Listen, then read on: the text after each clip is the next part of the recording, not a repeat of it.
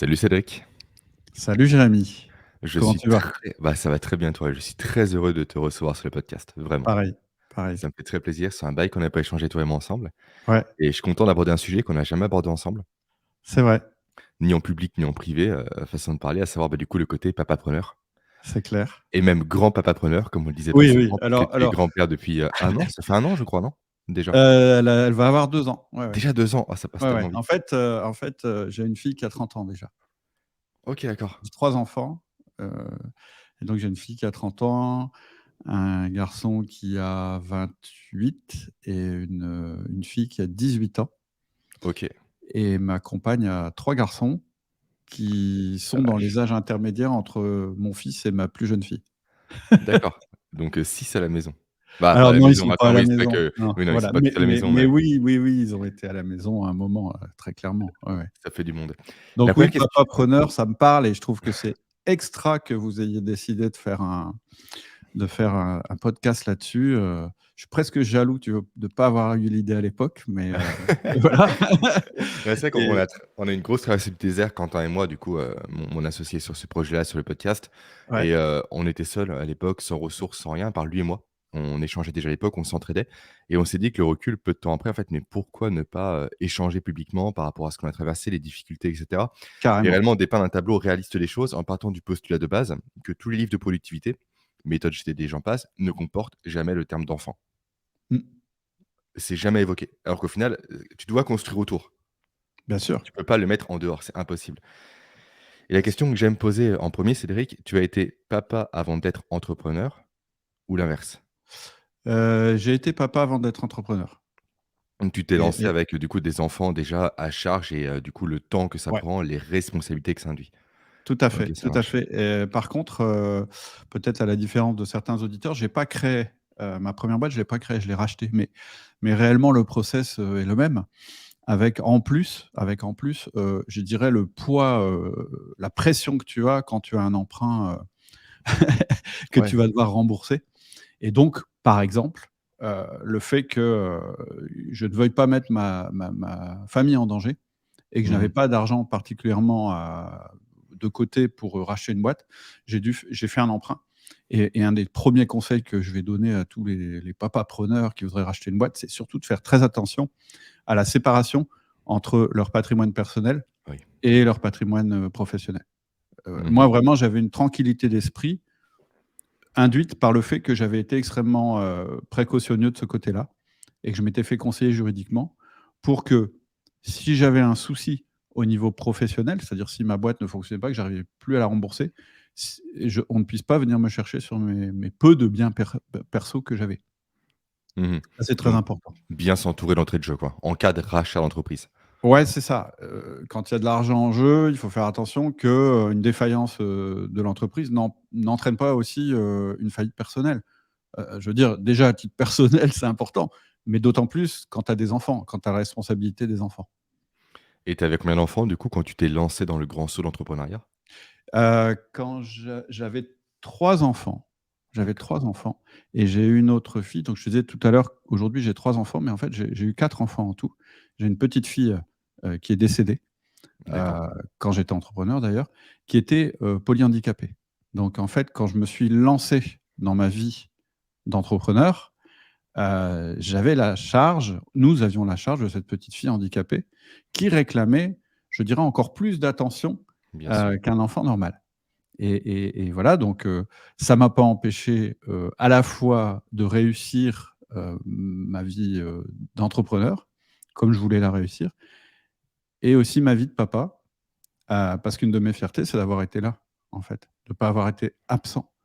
Peut-être que, d'autres personnes auraient pu être attirées par le fait de s'échapper, en fait, dans le Dans le travail, travail. Mmh. pour pas faire face, en fait, à cette responsabilité. Et ce que je voudrais dire aussi, c'est même un thème qu'on pourrait développer, c'est que cette petite fille qui s'appelait Anouk, en fait, quelque part, elle m'a appris à, être à 100 présent quand je suis présent. C'est très Et intéressant, ouais. Mmh. voilà, et en fait, avec une petite fille qui a une espérance de vie limitée, on savait qu'elle ne pourrait pas vivre très, très longtemps. Bah, tu as pas le choix, en fait, finalement. Tu dis: «Je prends ce que je peux prendre maintenant», parce qu'en fait, je ne sais pas si plus tard, il y aura autre chose. Et du coup, c'est une approche un peu différente de celle qu'on peut avoir avec des enfants, d'autres enfants, mes autres enfants, où là, on projette, où là, on se dit: «Ouais, plus tard, il fera ça. Ouais, plus tard, il va Mmh. peut-être reprendre ma boîte» et cetera et cetera. Là, tu es dans une approche complètement différente. Et ça, c'est une des choses que j'ai apprises parce que c'est pas naturel, je pense, chez un entrepreneur de profiter de l'instant présent. Mmh. Souvent, quand on est entrepreneur, en fait, on est toujours dans l'anticipation. Et d'ailleurs, c'est extrêmement important, quand tu es entrepreneur, d'avoir ce sens de l'anticipation. De se dire: «Oui, mais en fait, je suis en train, par exemple, de travailler maintenant parce que ça va générer ça plus tard» et cetera. Mais il faut pas aussi oublier qu'il y a des moments dans ta vie qui vont jamais se représenter et entre autres, les moments où tu es avec tes enfants. Donc, tu vois, ça ce fait que cette responsabilité ait été, je dirais, importante dès le début, quelque part, ça m'a formé, mais à vitesse, grand V, sur cette capacité, cette première capacité qui est: n'oubliez pas que vos enfants, en fait, voilà, ils auront qu'une seule fois, 5 ans, ils auront qu'une Mmh. seule fois 10 ans, ils auront qu'une seule fois 15 ans et ainsi de suite. C'est vrai que c'est un des Et postulats de base qui nous a poussé à créer Papapreneur avec Quentin. Cette carrément. notion de tu es au travail, tu penses à tes enfants, tu es avec tes enfants, tu penses au travail. Mmh. Du coup, tu es jamais réellement présent à 100 dans Exact. chacun de tes aspects de ta vie, ça te frustre constamment. Tu Ouais. as des conseils justement à donner par rapport à ça pour aider les personnes qui sont victimes un peu de ce fléau-là, de jamais être présent, quoi? Alors, Hem, moi, je vais parler donc de ce que finalement ça m'a apporté de Mmh. devoir être un papa présent. Alors mon épouse de l'époque, elle était aussi très, très investie aussi, évidemment auprès de notre enfant handicapé. Mais effectivement, il n'était pas question, que je pense au boulot ou que je sois au boulot même quand il fallait que je sois avec ma fille et c'est même d'ailleurs plutôt quelque chose de personnel. C'est que je me suis dit: «Je veux jamais avoir ce regret» et Mmh. donc pour moi, le 1er critère, c'est effectivement par rapport à toi et par rapport aux regrets que tu pourrais avoir. Je pense que c'est important d'avoir ça présent. Maintenant ça, c'est de la théorie, je suis d'accord avec toi, Jérémy et c'est bien aussi de convertir la théorie en principe parce que quelquefois on peut avoir la théorie, puis on n'arrive pas je dirais, à mettre en place, une vie qui corresponde et là, ça va engendrer de la frustration et donc moi, je pense que la première chose à faire, c'est effectivement de s'interdire physiquement, de déborder, heu, au niveau horaire. Parce que tu parles de 2 choses. Tu dis: «On peut avoir le problème que quand on est, avec ses enfants, on pense au boulot» et le problème que quand on est au boulot, on pense à ses Mmh. enfants. OK. Moi, je pense que le danger, c'est pas quand on est au boulot de penser à ses enfants. Parce C'est que vrai. Mmh. si on réussit la partie quand je suis avec mes enfants, je suis pas au boulot, eh bien, le reste, ce sera naturel. À part si on est en télétravail et cetera, mais je pense que c'est pas le sujet. Le sujet, c'est effectivement comment tu fais, pour garder du temps et de l'attention à tes enfants et en fait, ça introduit un concept qui, pour moi, est absolument fondamental, encore aujourd'hui, dans ma manière de travailler, alors que j'ai plus d'enfants à la maison, c'est de compartimenter ton temps.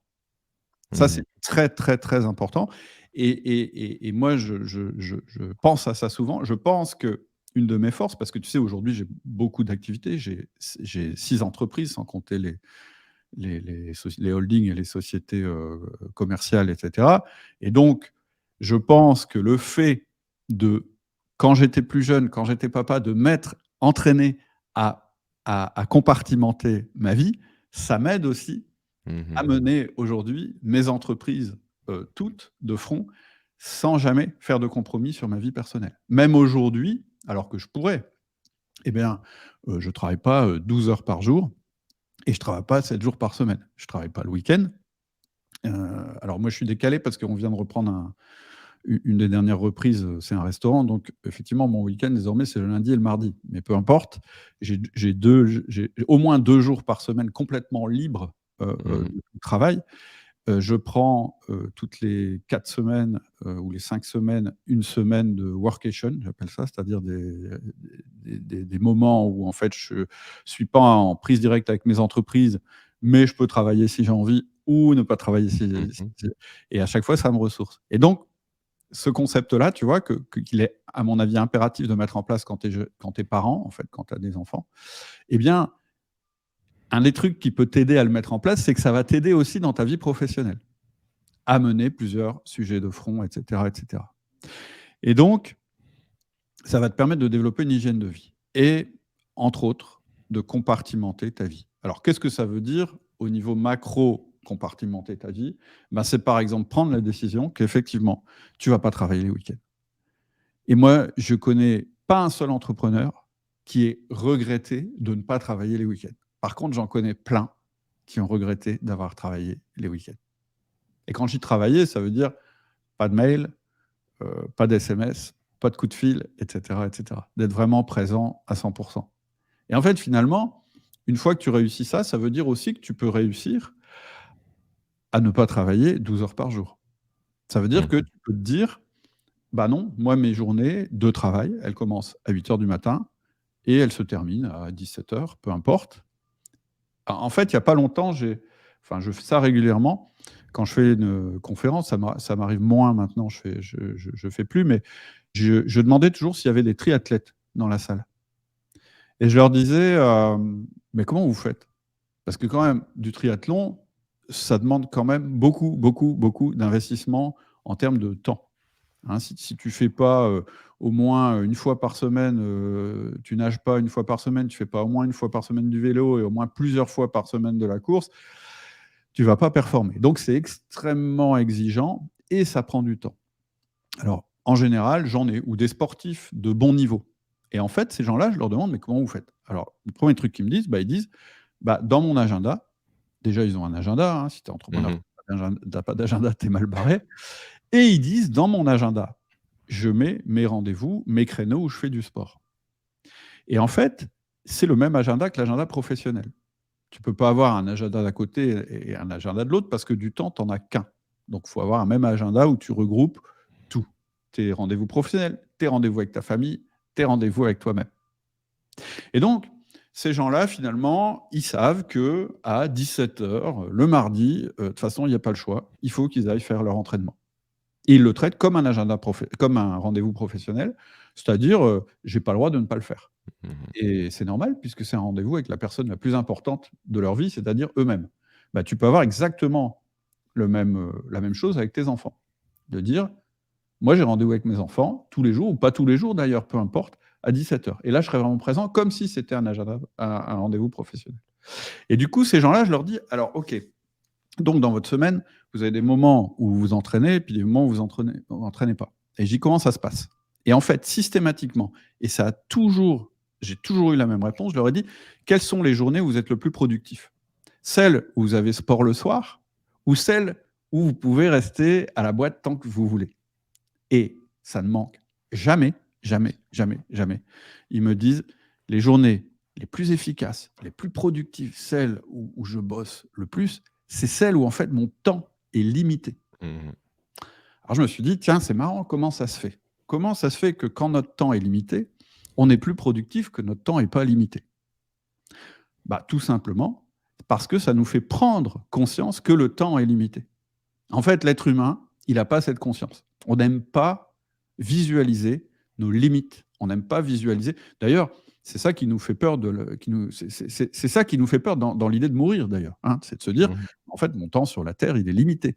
Mais c'est vrai, non seulement ton temps sur la terre, il est limité, mais ton temps de chaque jour est limité aussi. Le temps, en fait, c'est, la richesse la mieux répartie au monde.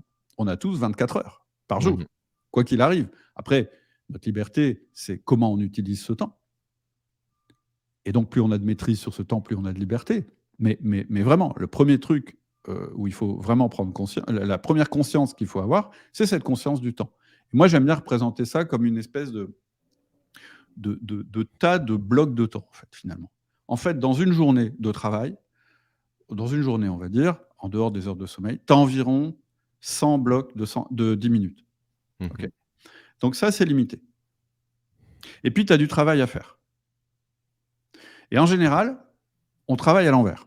En général, on se dit, bah, tout ça, c'est ma liste de travail, donc c'est ma contrainte, il faut que je fasse ça. Et ça doit rentrer dans le temps. Et le problème dans une entreprise, c'est qu'en fait, la liste de travail à faire, elle est toujours illimitée. C'est-à-dire que d'un côté, tu as toujours des choses à faire, c'est quelque chose qui est infini. et tu essayes de faire rentrer ça dans quelque chose qui est fini et qui est ton temps. Et moi, la première chose que j'apprends aux gens pour les aider à s'organiser, je leur dis: «Non, inversez la vision. Vous avez ces 100 blocs de 10 minutes et vous devez les miser sur les choses les plus importantes de votre vie professionnelle, mais aussi de votre vie personnelle».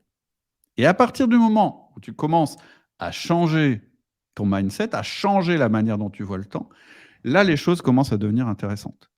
C'est là que tu vas prendre conscience qu'en fait, il y a certaines choses que tu dois faire et d'autres choses que tu dois pas faire. C'est un truc qu'on nous dit tout le temps, sauf que il faut le visualiser, il faut l'intégrer, ce truc-là. Et à partir du moment où tu réussis à intégrer ça, alors ça va beaucoup t'aider dans ta vie d'entrepreneur. Parce que tu vas te rendre compte que les choses à faire sont infinies.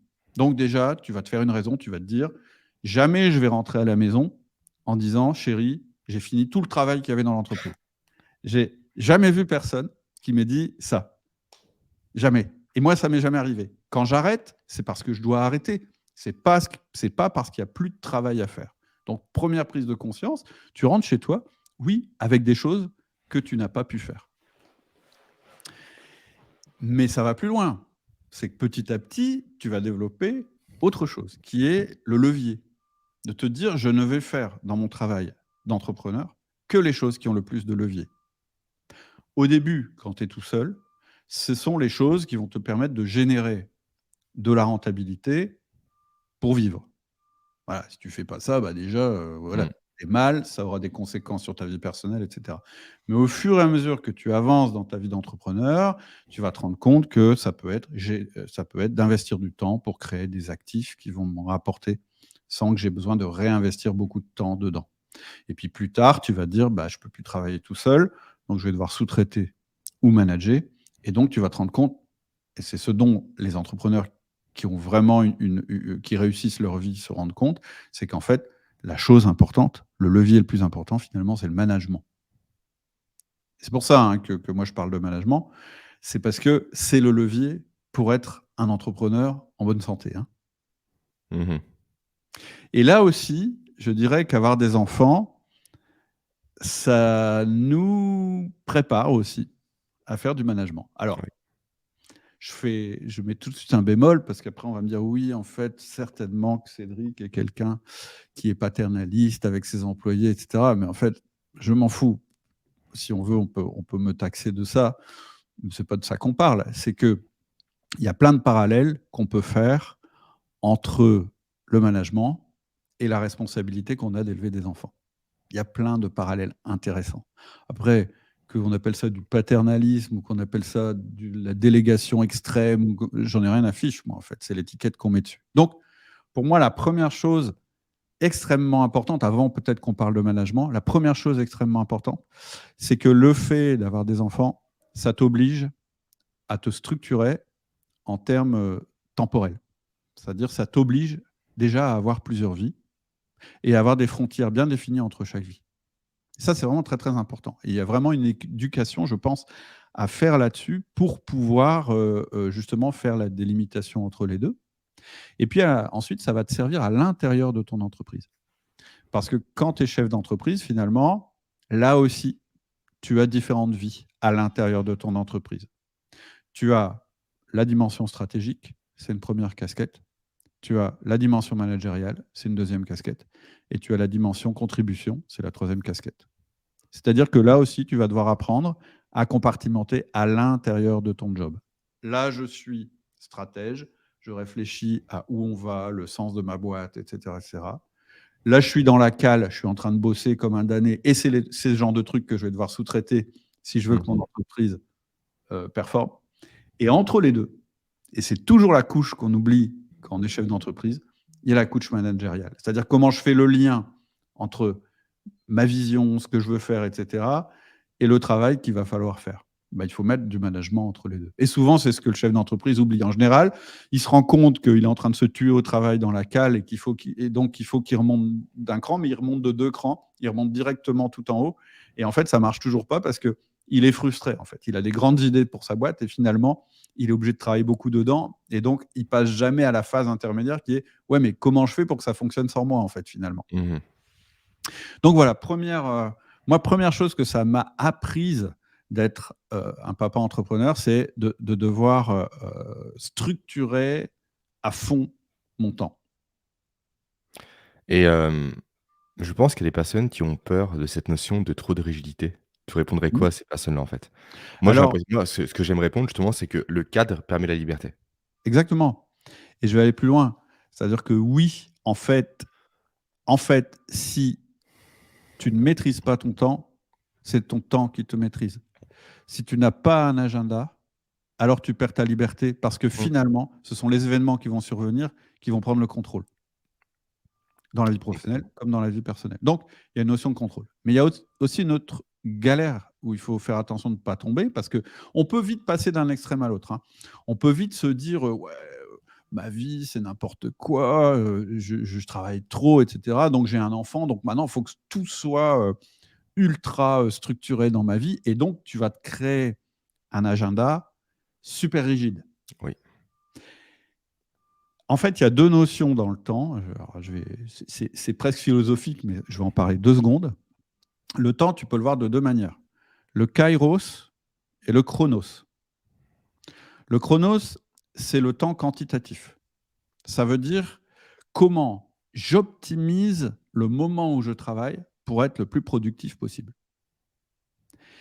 Et ça, c'est vraiment utile, hein, c'est-à-dire d'avoir des routines. C'est ce que je disais, hein, compartimenter ton temps, c'est avoir des routines. Bah, là, là, je suis dans mon rôle de dirigeant, là, je suis dans mon rôle de machin, et cetera, et cetera.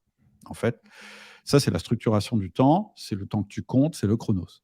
Mais le problème, c'est que si tu voues un culte au dieu Chronos, tu vas pas laisser la place à Kairos. Kairos, c'est le temps de l'opportunité. Ça veut dire que tu dois être disponible pour saisir les opportunités. Et ça, Mmh. c'est important pour un chef d'entreprise. Ça veut dire que si tu structures trop ton temps, en fait, tu n'es plus disponible pour l'imprévu. Tu es trop dans l'ordre et tu laisses aucune place au chaos. Et c'est exactement ce qui se passe dans un bâtiment. Moi, je demandais à des architectes, j'ai un bâtiment, mais comment on fait un bâtiment le plus solide possible pour qu'il résiste au tremblement de terre? Et ben, ils disent, il faut qu'il soit souple, le bâtiment. Il faut qu'il puisse Mmh. jouer, il faut qu'il puisse. Et ben, ton agenda, c'est la même chose. On peut vite passer d'un extrême à l'autre, je le disais tout à l'heure, c'est-à-dire être dans un truc, une gestion complètement chaotique de son temps, c'est-à-dire une non-gestion, et puis se dire: «Oh non, non, non, non, je peux pas, donc je vais prendre une méthode d'organisation». Et la méthode classique, c'est GTD, Getting Things Done, et là, tu vas structurer à mort.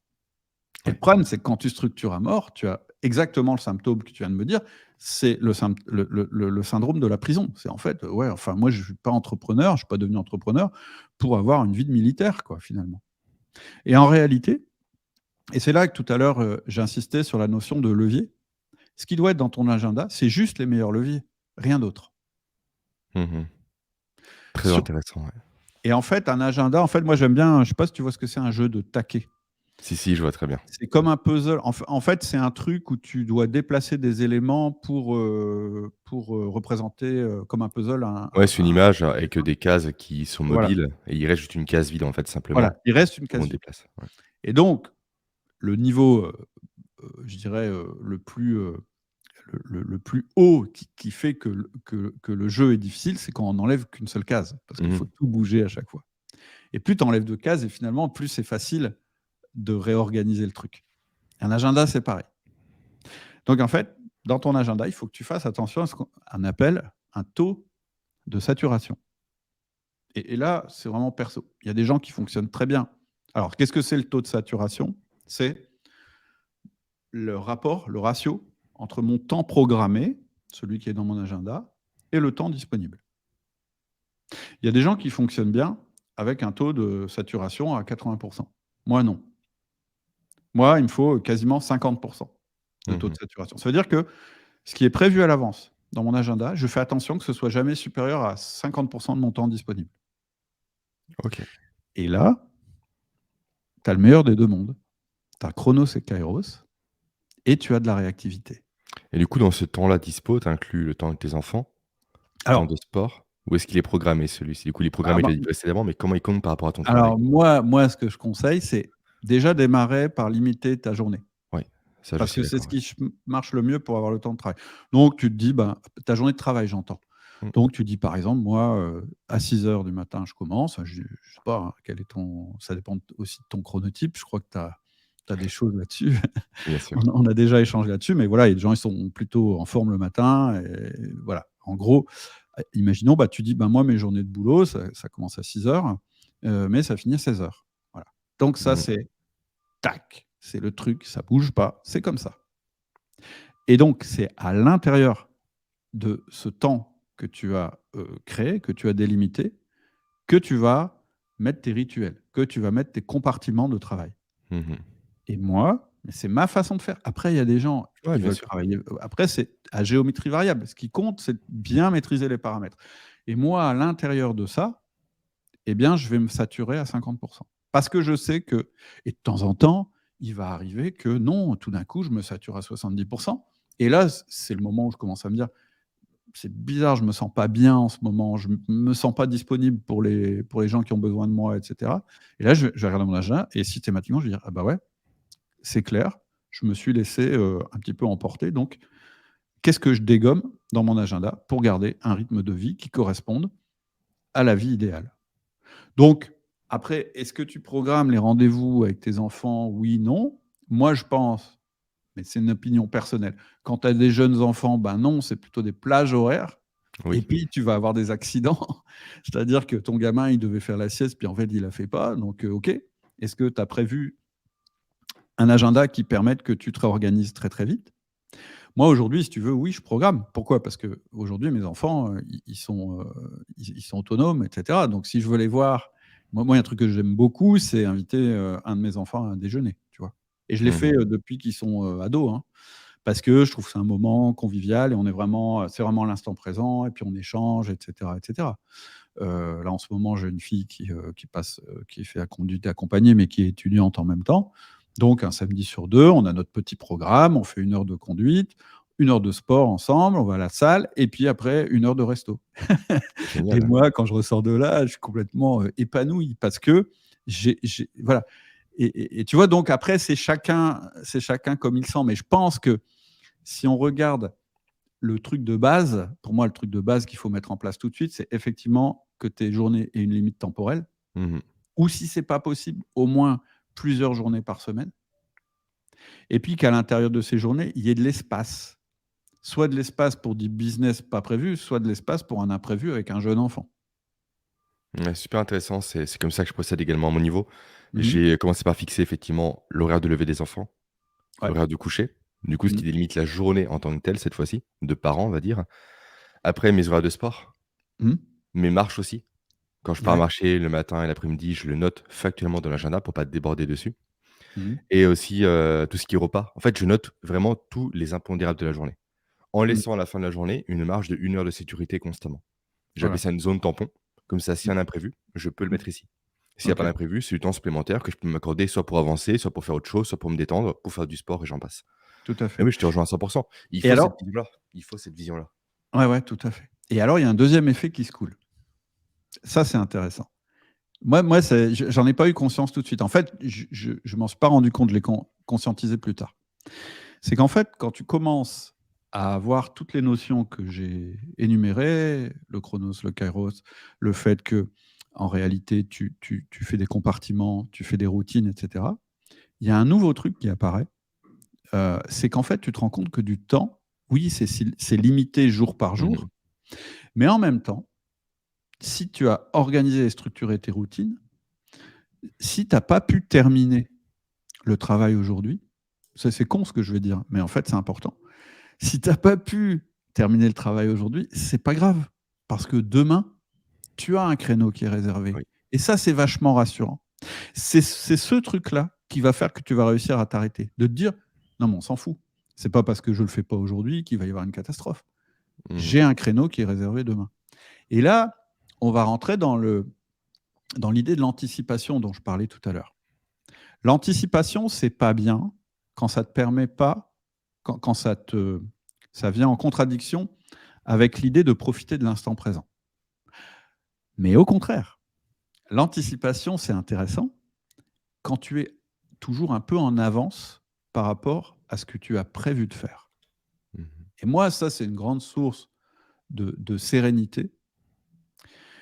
Par exemple, dans mon activité outil du manager, on fait régulièrement des lancements, de formations, de machins, de trucs comme ça. Moi, j'adore qu'on ait tous une semaine d'avance ou 2 semaines d'avance.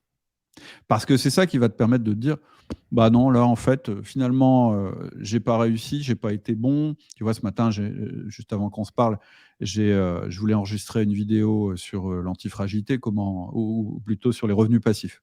Mmh. Et j'étais super, dynamique pour la faire et finalement, c'est pas terrible.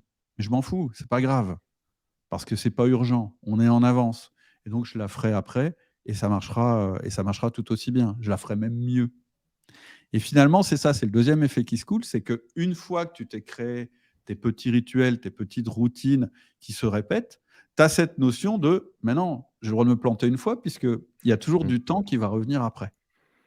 Et cette notion aussi de «je peux m'écouter».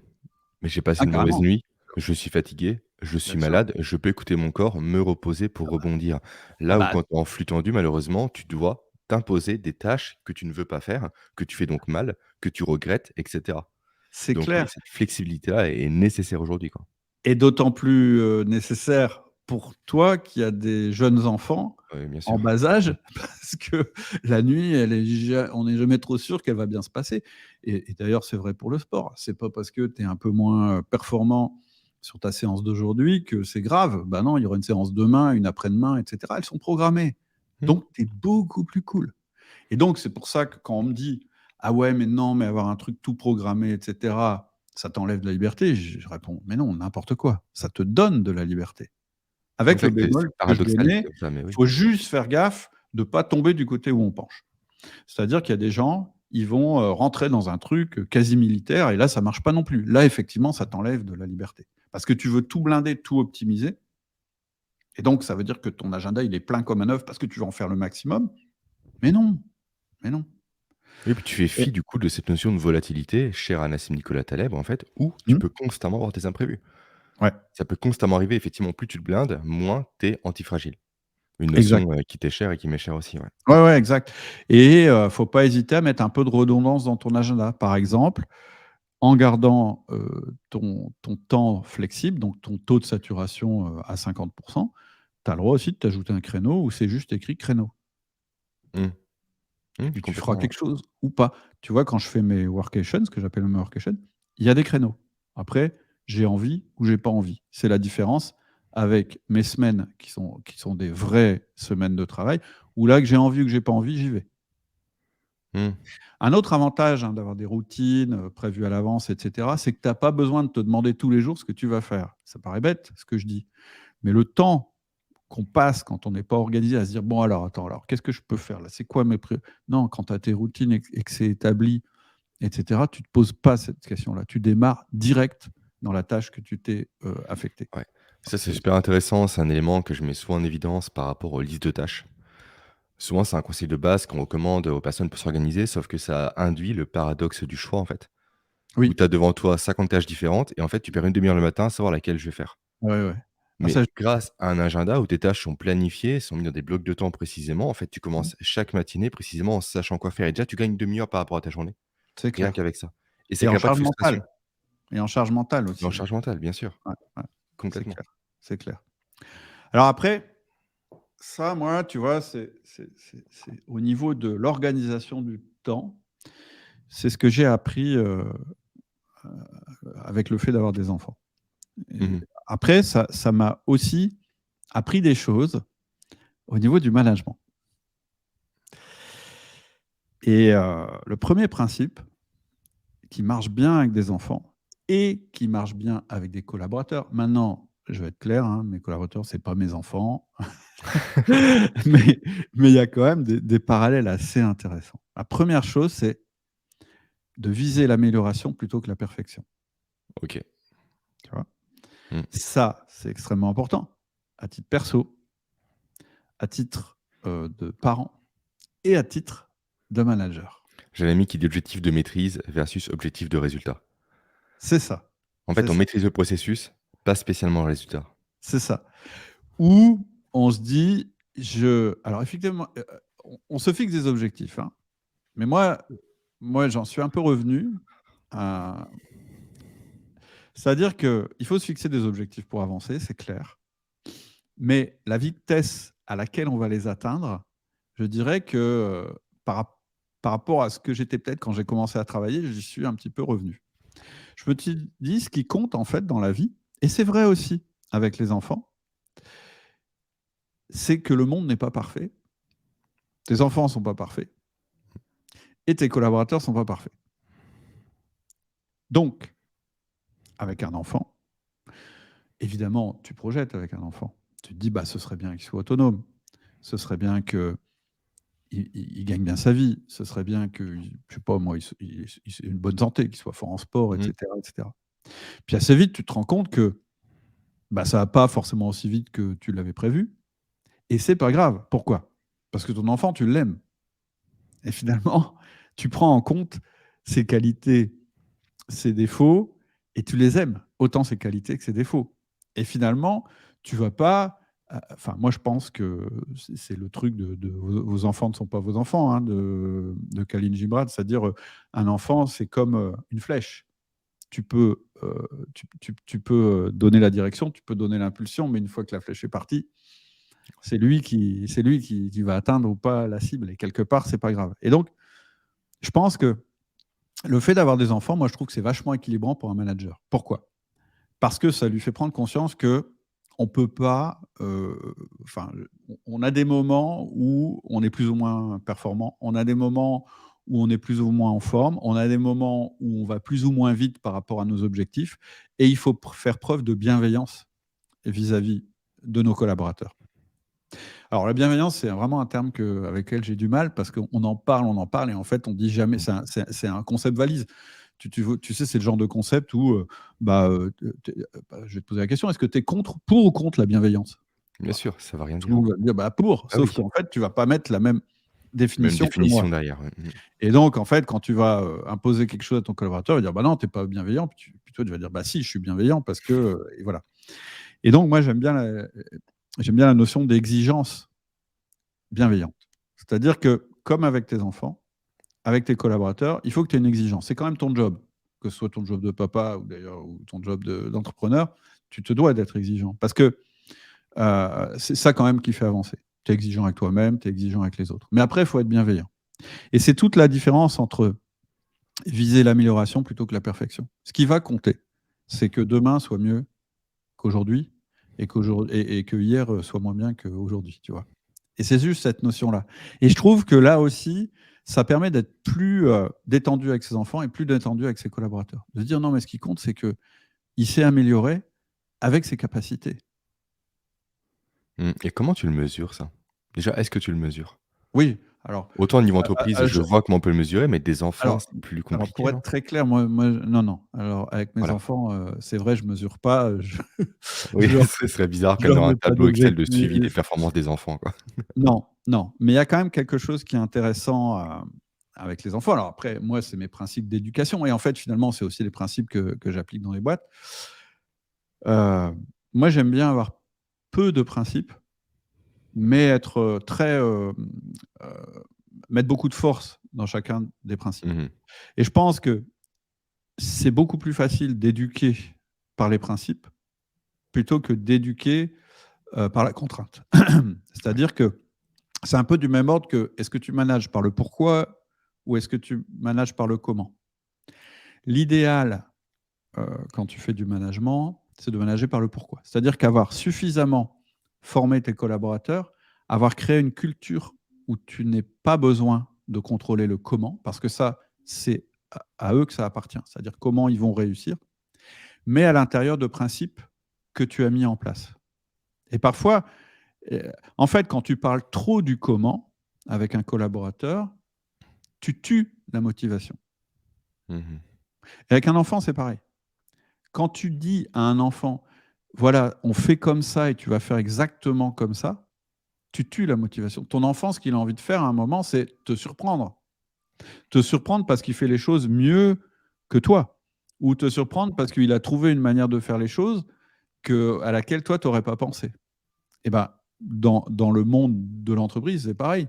Si tu laisses cette marge de manœuvre à tes collaborateurs, ils vont progresser plus vite. Et tu auras un meilleur levier, c'est-à-dire que ça va arranger tout le monde. Eux, ils vont être plus performants à leur manière, à une manière qui leur appartient. Et toi, tu vas leur apporter plus de reconnaissance parce que tu vas leur dire, ça, c'est toi qui l'as fait tout seul. Et finalement, moi, je trouve qu'il y a un très fort parallèle avec l'éducation des enfants. Complètement et puis je trouve que cette notion de pourquoi est très puissante parce que si on impose que des commandes, on crée un cadre très strict, là je parle Ouais. des enfants, Mmh. qui empêche l'autonomie Mmh. des enfants. Moi, j'ai mon Exactement. dernier fils, il a 17 mois, il vide seul le lave-vaisselle. Mmh. Il enlève les verres, il les enlève et cetera. Il a 17 mois, il marche tout juste. Pourtant, il le fait, il est autonome par rapport à ça. Et Il il est sait ce qu'il super veut fier. manger.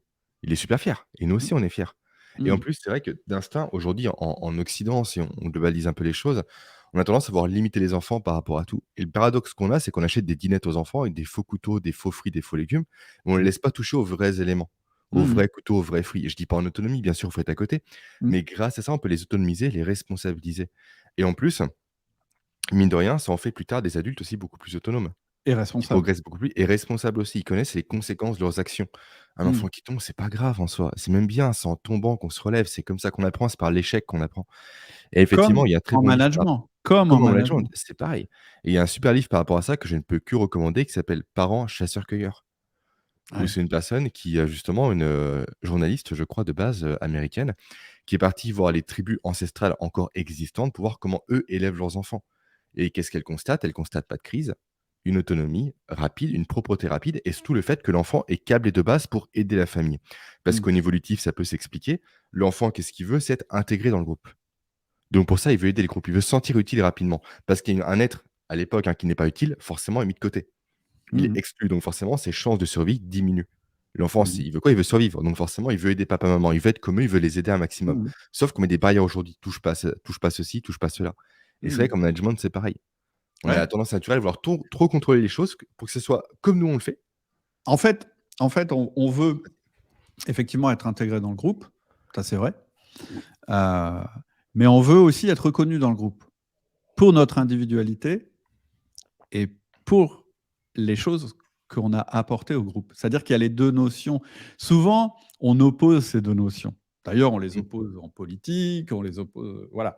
On dit: «Bah, soit tu es collectif, soit tu es individualiste» et en Oui, tout à fait. réalité, fondamentalement, la nature humaine, en tout cas dans nos cultures, après moi je connais moins les autres cultures, mais je pense que c'est quelque chose qui est même, physiologique. Je pense que c'est même Mmh. quelque chose qui est biologique.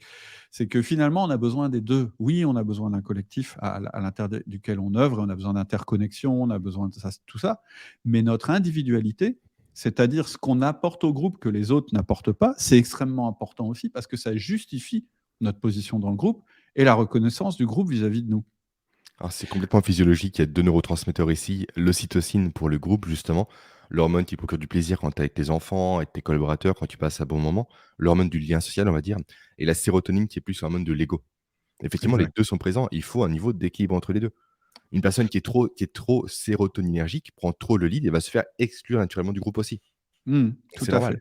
Tout à fait. C'est les divas dans un Oui, groupe et toi, en tant que complètement, manager, tu peux pas laisser ce mais chez tes enfants, c'est pareil. c'est pareil. C'est-à-dire que tu faut faire attention, moi, tu vois, j'étais l'aîné de ma famille et je sais que j'ai certainement un peu écrasé, Mmh, un frère qui était plus jeune et c'est aux parents, là, de mettre les limites. Parce que c'est ce que je voulais dire tout à l'heure. Alors il y a deux notions quand même un peu différentes entre l'éducation des enfants et puis le management. Il y en a plein, mais je veux dire, il y en a une, c'est que moi, enfin, c'est mon avis, hein, c'est du perso ça, hein.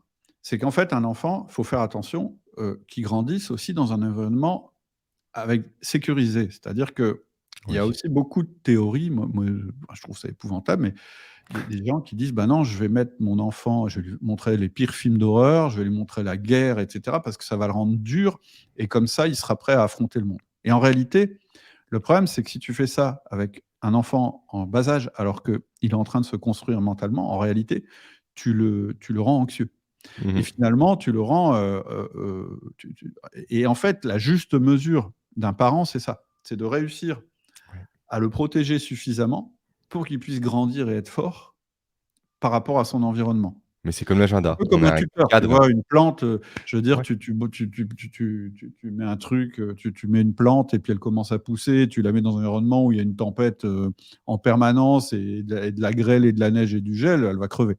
Mmh. Alors que si tu lui mets un tuteur et cetera, tu vas la rendre plus forte et à un moment, tu pourras l'enlever et là, elle sera forte. Et donc voilà, tu peux pas tout à fait faire le même parallèle avec des collaborateurs. Par contre, ce que tu peux prendre en compte avec tes collaborateurs et qui est très important à prendre en compte, c'est qu'on a des moments où on est fort et on a des moments où on peut être en difficulté. Mmh mh.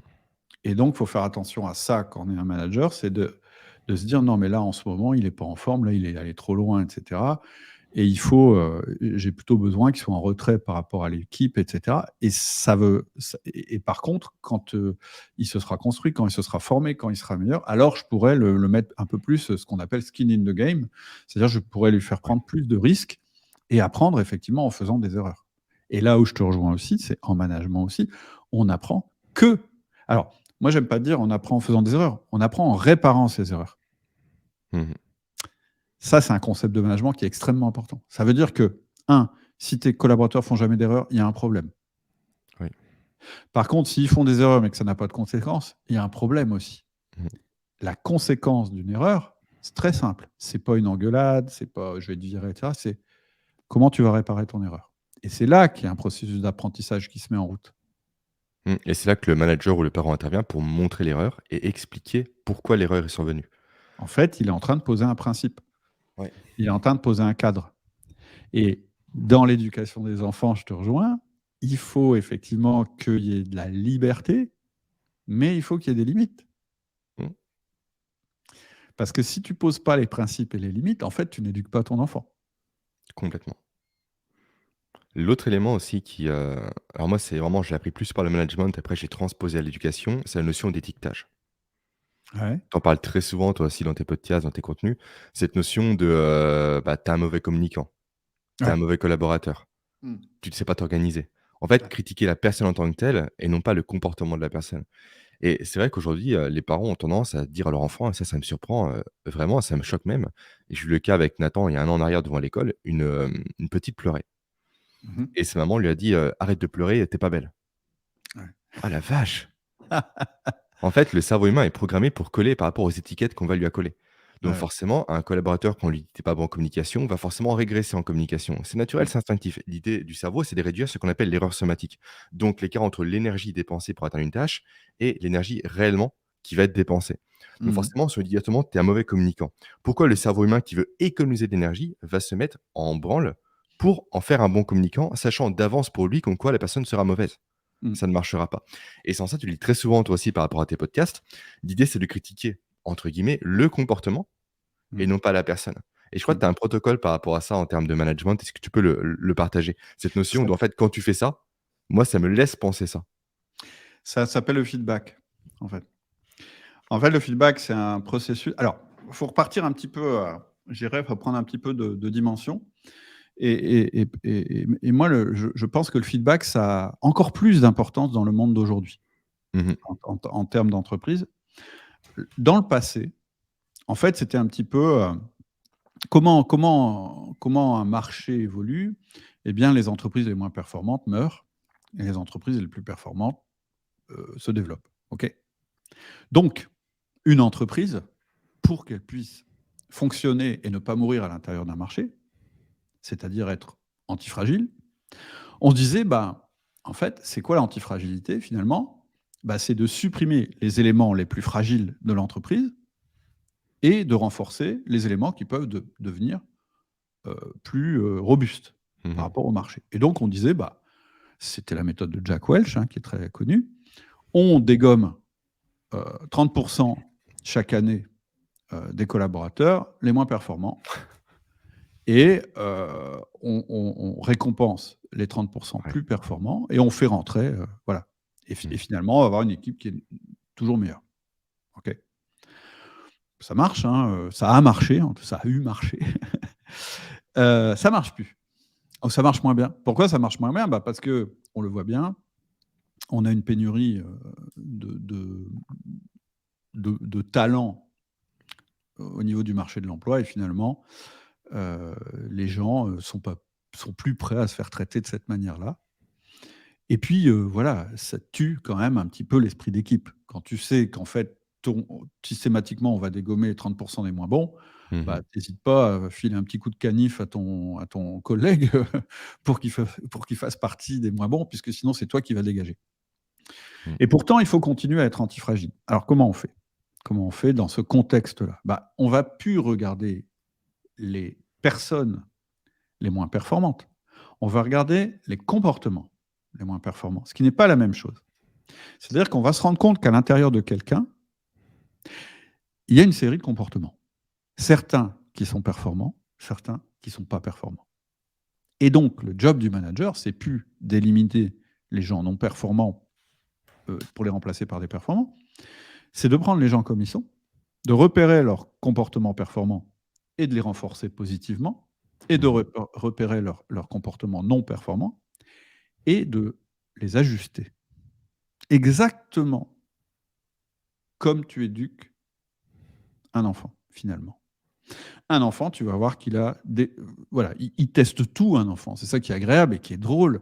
C'est que tu le vois vraiment sous tes yeux faire des trucs, tu dis ah non, non, non, il ne faut pas qu'il fasse ça, et donc tu vas corriger. Et puis il va faire des choses formidables, et là, tu vas le féliciter. Alors, avec un adulte, c'est pas pareil. Euh, je dirais, très longtemps, en fait, notre système d'éducation, il était basé sur punition-récompense. Oui. Et du coup, dans l'entreprise, on était aussi sur système punition-récompense. Là non plus, ça marche plus, ça.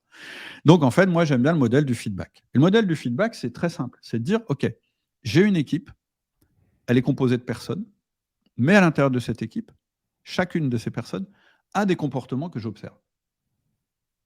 Et Mmh. donc, c'est se poser d'une manière globale dans l'équipe, qu'est-ce que je veux qu'on fasse plus et qu'est-ce que je veux qu'on fasse moins. Et en réalité, quant à cette réflexion, tu es en train de réfléchir à ce qu'on appelle la culture de ton équipe. Parce que la culture, pour moi, c'est pas oui, il faut être bienveillant, oui, il faut être. Enfin, tous les machins qu'on écrit sur les murs et qu'on fait jamais. C'est qu'est-ce qui se passe en vrai au niveau des comportements? C'est quoi l'expérience de quelqu'un qui vient bosser chez moi? Qu'est-ce qu'il observe? Comment, à quoi il est confronté? C'est ça la vraie culture. Et donc, elle est composée des comportements qui se passent dans l'équipe. Et donc, ton job de manager, ça va être de dire, je vais bosser sur les comportements. Et donc, quand tu repères un comportement positif, de le renforcer. Et quand tu repères un comportement négatif, c'est-à-dire qui n'est pas en faveur de la culture que tu veux développer, eh bien de l'ajuster. Et donc, tu vas faire ce qu'on appelle un feedback d'ajustement. C'est quoi un feedback d'ajustement? C'est ouvrir le canal de communication en disant à la Mmh. personne, est-ce que je peux te faire un feedback? Comme ça, tu es sûr qu'elle t'entend. Et chez un enfant, c'est pareil. Tu peux lui dire ce que tu veux. S'il ne t'entend pas, en fait, ça ne sert à rien de faire un feedback. Donc, ouvrir le canal. Deux, citer le comportement. Et c'est là que la notion d'étiquetage, il faut s'en méfier. Mmh. On va parler après du fonctionnement du cerveau, si tu veux. Mais ton réflexe, en général, ça va être d'étiqueter. Parce que ton cerveau, il est fait pour analyser ce qui ne va pas, et il analyse 500 comportements, il analyse 500 indices visuels, auditifs, etc. en 3 minutes. Et toi, tu n'en as pas conscience. En fait, tu es bombardé d'informations et ton cerveau va te sortir un truc à la fin qui va te dire, lui, c'est un fainéant, ou lui, c'est un tir au flanc, ou lui, il est dangereux, ou lui, il est bien. Sauf qu'il ne faut pas en rester là. On n'est pas des primates. Donc, il faut se dire, mais pourquoi je pense ça? Pourquoi machin, il ne me plaît pas? Ah, il ne me plaît pas parce qu'il fait ça, parce qu'il fait ça, parce qu'il fait ça, parce qu'il fait ça. Factuel. Donc, quand tu vas faire un feedback à machin, tu vas te dire, je ne dois pas l'étiqueter, je ne dois pas lui dire, toi, tu es fainéant. Je dois lui dire plutôt, exemple, tu arrives systématiquement 5 minutes en retard. Systématiquement. Et encore, systématiquement, c'est dangereux parce que c'est peut-être pas tout à fait vrai. Mmh. Donc, l'idéal, c'est de dire, quand tu arrives à 9h05 pour prendre ton poste au lieu de 9h, le fait de dire quand tu, ça évite le jugement, ça t'oblige à citer un fait. Donc, deuxième partie, le factuel. Et troisième partie, voilà l'impact que ça a sur l'entreprise, ou sur l'équipe, ou sur les performances, Ou sur ton image. ou sur un des deux R du management. Mmh. Résultat, rétention. Est-ce que ce comportement est mauvais pour les performances de l'entreprise? Est-ce que ce comportement est mauvais pour la collaboration dans l'entreprise, les 2 R, la fidélisation, etc. Et 4e étape, peux-tu modifier ce comportement? Donc il y a quand même une petite différence avec l'éducation d'un enfant. C'est qu'un enfant, tu vas dire, parce que tu l'as dit, un enfant, ce qu'il veut, c'est une intégration. Mmh. Et donc, en fait, qu'est-ce qu'il veut, un enfant? Il veut l'amour de ses parents.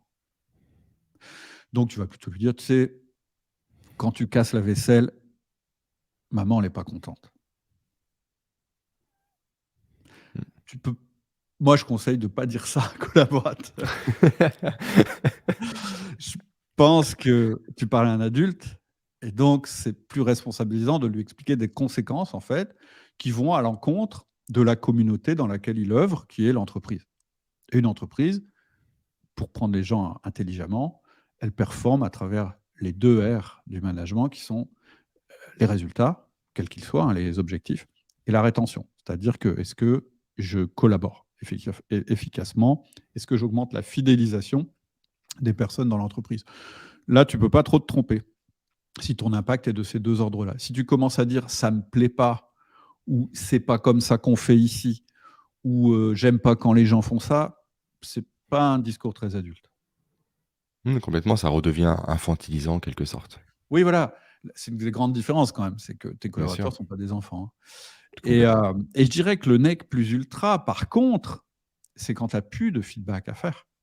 C'est-à-dire que quand tes collaborateurs, ils se font le feedback à eux-mêmes, Mmh. comme un enfant. Ton enfant, au début, tu es obligé de lui dire que, bah oui, on ne peut pas casser la vaisselle parce que tu comprends, il va se passer ça, ça, ça. Après, il a intégré. Quand il casse un truc, il se dit: «Ah mince, Ouais. c'est pas bien ce que j'ai fait, donc je vais trouver un système pour plus casser la vaisselle». Tu vois, je prends l'exemple de débarrasser de la vaisselle. Mmh, complètement. Super Donc intéressant. oui, En le fait, feedback, tu vois, le feedback, ça c'est une notion, moi, je pense, qui est beaucoup plus puissante que ce système de punition-récompense. Le système de punition-récompense dans l'entreprise, il crée ce qu'on appelle des employés retenus. C'est-à-dire des gens qui vont rester là parce qu'ils ont un gros salaire et une grosse prime, etc., mais qui ne sont pas là pour l'intérêt de leur job. mmh. Pour que les gens restent dans une entreprise, il faut qu'ils soient intéressés par le job. Qu'est-ce que c'est qu'un job intéressant? C'est un job où tu es reconnu, on en a parlé tout à l'heure. C'est-à-dire reconnu, ça veut dire 2 choses, hein. Ça veut dire à la fois accepté par le groupe et à la fois important pour le groupe. Donc ça veut Mmh. dire je suis un individu qui compte pour l'entreprise. Et la deuxième notion, c'est je progresse tous les jours. C'est-à-dire que je deviens de meilleur en meilleur en restant dans cette entreprise. Mmh, je me sens progresser constamment. Donc, Voilà, c'est ce que permet du coup le feedback en mettant en évidence le comportement qui a induit l'erreur. voilà. Et une fois que tu as suffisamment travaillé le feedback, alors tu peux passer au coaching, qui est une autre forme, de management, qui est pour moi la forme ultime de management. Mmh, où tu vas guider la personne, te donner les ressources nécessaires pour atteindre un résultat identifié à Voilà. l'avance avec elle. Tu vas lui donner un œil extérieur.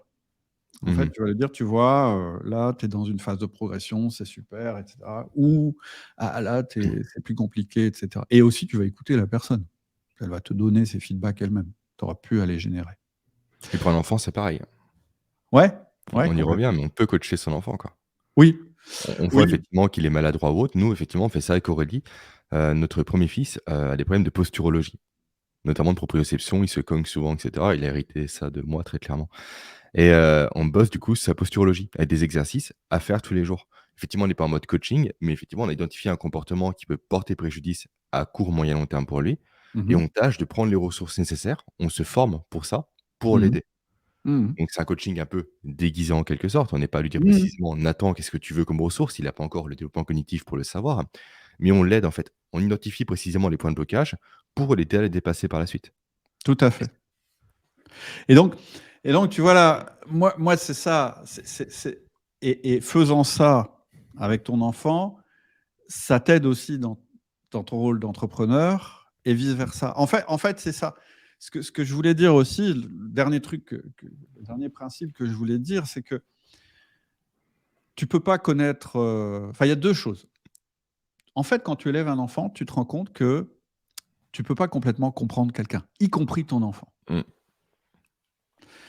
Et ben, un collaborateur, c'est pareil. Tu peux jamais complètement comprendre un collaborateur. Et finalement, tout ton job de manager, ça va être de le faire progresser sans jamais le comprendre, sans intervenir sur ses pensées intimes, sans Mmh. essayer de dire: «Tiens, je vais le manipuler ou je vais lui dire comment il faut penser». Mais tu vois, ça t'apprend ça. Et puis l'autre truc, c'est que moi, je pense vraiment que être papa et être entrepreneur, en fait, c'est 2 choses qui se nourrissent l'une et l'autre. Je pense que les alors je dis pas que quelqu'un qui n'a pas d'enfant sera pas un bon manager, mais je dirais qu'avoir des enfants, ça aide à être un bon manager. Mmh. Et je pense qu'être un bon manager ou un bon entrepreneur, ça aide aussi à éduquer nos enfants. Et tu parlais d'un livre tout à l'heure. Moi, j'ai vu un truc incroyable. Alors, je sais plus le nom. Je crois que c'est Daniel Presley qui a sorti ce bouquin. Il y a quand même un Anglais qui a sorti un bouquin qui s'appelle Faire des enfants entrepreneurs. Je me suis dit, bon, je suis pas sûr qu'en France, on ait la culture. Mais en fait, je me suis dit, ben oui, le fait que tu crées une entreprise, que tu Ouais, essayes mais complètement. individuellement de développer de la valeur, de construire quelque chose de plus grand que toi, et cetera, pour tes enfants, ça peut être une sacrée inspiration, c'est une chose, mais aussi, ça va t'inciter à leur donner quelque chose qui, je pense, manque malheureusement dans notre société aujourd'hui, c'est la capacité à s'en sortir soi-même. Mmh mh. Moi, je suis un peu consterné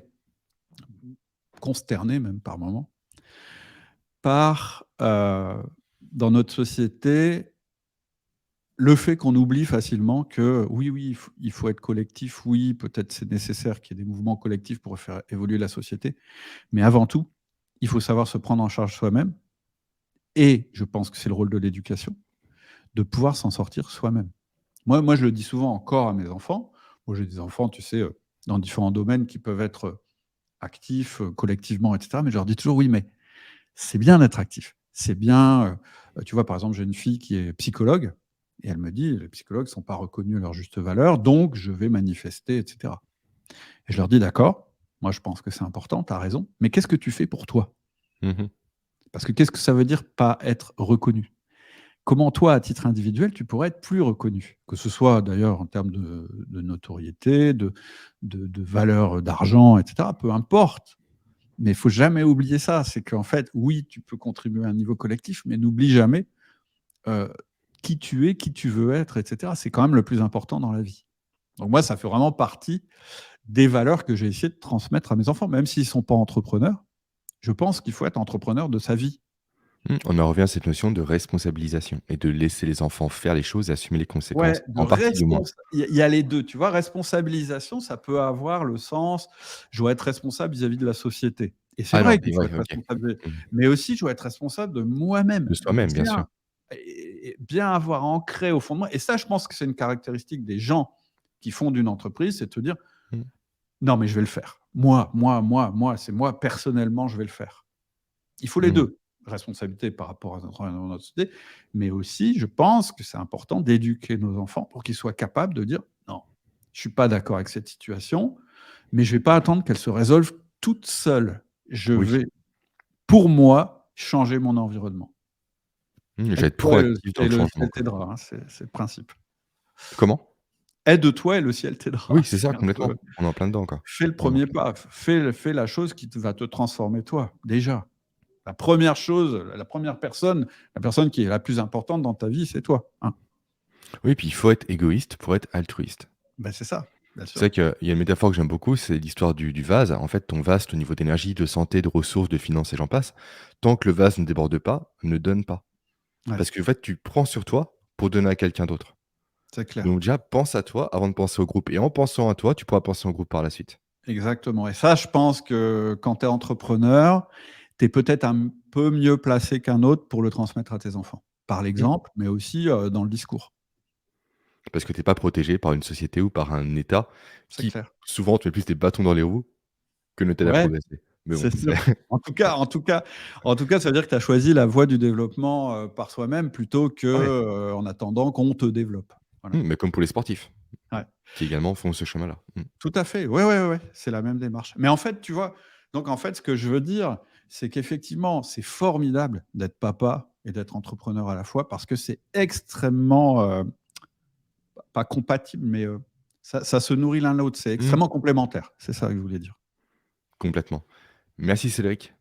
Un grand plaisir. Vraiment, j'ai adoré cet échange et cet épisode et au final, on a balayé Moi les aussi. 4 piliers de ODM, Ouais, outil de manager, au travers de la parentalité.